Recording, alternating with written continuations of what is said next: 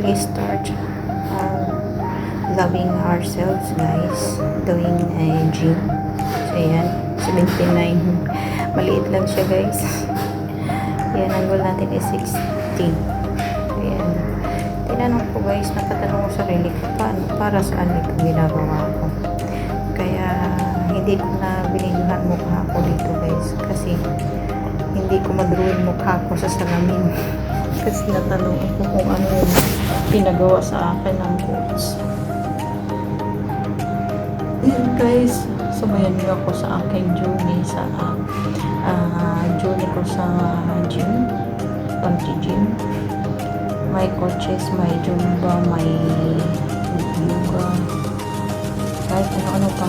Papagawa sa akin. Sundin ko para lang mabawasan itong aking katawan, guys.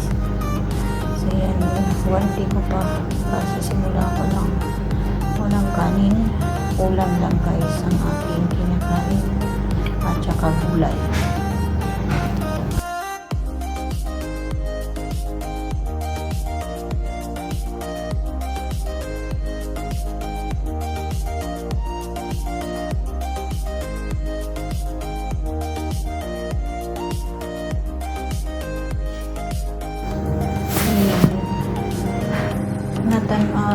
Kitanaw gid ako kung sa mirror ana, guys, naunsan niya always jud ko naga sa ko ang likod, guys, kay ining hatak na ko anang kuan, guys, madalam pud akong likod na dapat mauna ang ako ang kanang ako ang harap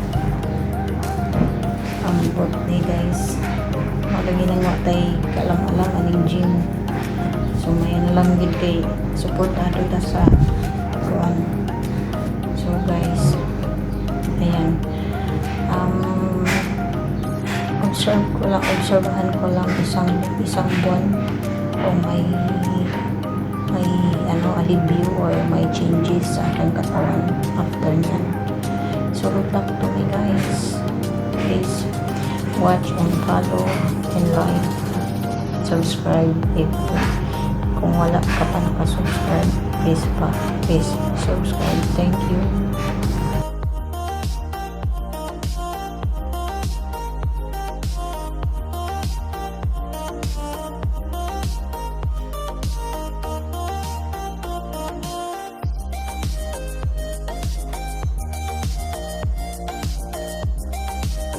So yan, guys, tapos na tayo sa 12 by 3 yan.